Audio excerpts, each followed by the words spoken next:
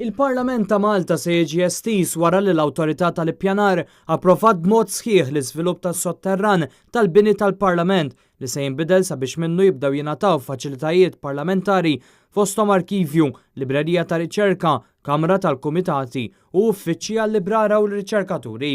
Il-pjanijiet jaħsbu sabiex fis-sit ikun hemm kamra għall-kumitati mamra bit-teknoloġija neċessarja sabiex kif isir waqt il-laqat tal-kumitati l-oħra, il-proċeduri jiġu traskritti kif ukoll imxandra. Bekk jinżamm il-livell ta' trasparenza li ntlaħaq mindu l-Parlament beda juża l-binja l-ġdida.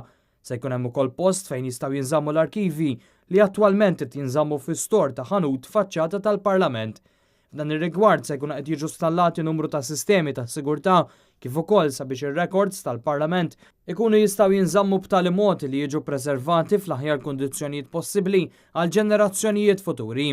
Dan minbarra bar tal-Parlament fejn il-membri jkunu jistgħu jiltaqgħu f'atmosfera inqas formali kif kien isir fil-Palazz tal-Gran Mastrum.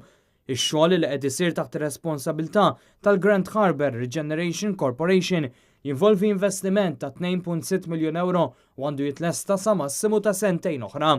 Net News tkellem mal perit Clive Borg Bonaci li jispjega kif dan il-proġett li qed isir fil-mina illi qabel kienet l-istazzjon tal-ferrovija ta' ħbieb il-Belt joffri diversi sfidi. Hemm ħafna użi differenti u aħna tindaħluhom fi spazju kemm jista' jkun restritt, però ma nixtiequx li nitilfu wkoll il-valur estetiku tal-mina. U sfida oħra wkoll li qed tiġi addressed hija il-faċċata, il-mina tal-Parlament li qegħdin naraw hawnhekk għax minn banda rridu nżommu kemm jista' jkun controlled environment ġewwa. Però minn banda l-oħra ma nixtiequx li jkollna impatt fuq il-bqija tal-fortifikazzjonijiet. Allura l-faċċata tkun ħġieġ u tkun irtirata l ġewwa biex jibqa' jinqara dak id-dell tal-min oriġinali.